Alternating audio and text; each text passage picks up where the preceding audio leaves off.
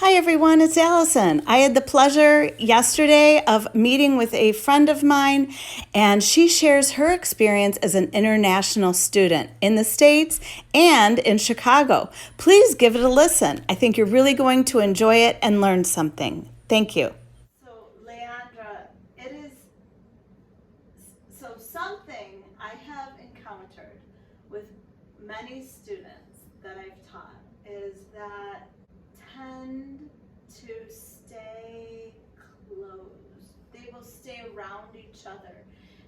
They won't try to experience American culture, especially in a rich environment like Chicago, where they can learn so much about the world, not only American culture or English, but also just about the world in such a big city.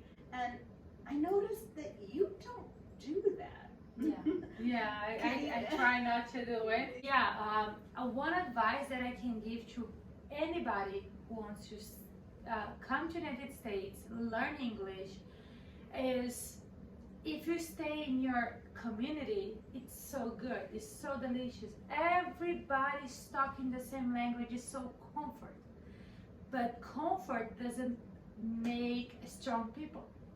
So if you stay on your own community, talking your home language and everything, home language, no, mother language, right? Native, mother, home is fine. So if you stay talking in your native language, keep talking in your native language, you never get the right pace. You may have vocabulary, but not the right pronunciation. And it's the job we are done right now, because I need to work on my pronunciation, I need to work on my grammar, and Allison is helping me because I have a big test coming up. And the advice that I can give to anybody is jump out of your comfort zone. Just coming from your country to a different country, you are jumping out, but jump more. Dive yourself inside a different culture. Talk to Americans. Try to learn what they like, what they don't like. It's not gonna change anything on you, but it's gonna make you bigger. I love that. I love that you pointed out at the very end there that you don't need to change yourself. You are who you are, but you can expand the person that you are. Don't change who you are. Expand who you are. Yeah, that's true. Do you agree? Yeah, I totally agree. Oh. And for everybody who wants to come with an open heart. Don't come with a fear. Don't do like I did. Learn from my mistake. You may feel fear. You may feel like so exposed, but at the same moment, you have nothing to lose. You already took the airplane and came here. So you made it that far. Yeah, you made the worst. Keep going. I know the worst is over. Keep going. Keep going. Yeah. The worst for me is when we buy the ticket to come here. Oh. Because it's expensive and we can't regret. Or you can, if you really want to stay in your country, you can regret, you can lose your ticket. But like for me, the worst part is after I purchased the ticket, I feel like, oh my gosh, now I have to go. And you have to go. And after you've done the worst part, just do your best. Move forward. Keep moving. Keep moving. Never stop. Yes. And she's a perfect example of this. And don't follow me. I'm lost. No. Because here she is, and she's sitting in my home with an English teacher and a friend now, and she's made a beautiful community for herself in Chicago, and you can do it too. And also with English. Last question, Leandra. Yeah. I have to ask this. Do you feel alone as an English language learner in Chicago? Yeah, I do. You feel alone? Yeah, I do. I don't have much Brazilian friends. It's not because I'm a bad friend or anything. It's just because the life here is so crazy and we don't have time for anything. So I kind of feel alone in the one side. But don't you feel like you have friends who also are from other countries and other languages that you connect with? This is gonna move from the language conversation to the psychological conversation. Okay. But yes, I feel a bit alone because although I have so many friends, I don't have any deep friend. Any friend that knows me, you know, they know my name, they know where I live, they know what I study, but they don't know who I am. Yeah. And you're close with. But might that not be true for anyone in any big city? I mean, big cities are empty of feeling, and you may have a lot of distant friends, but not close friends. Yeah. It's full of people, but empty about like the deep and simple feelings. Yeah. Would you feel?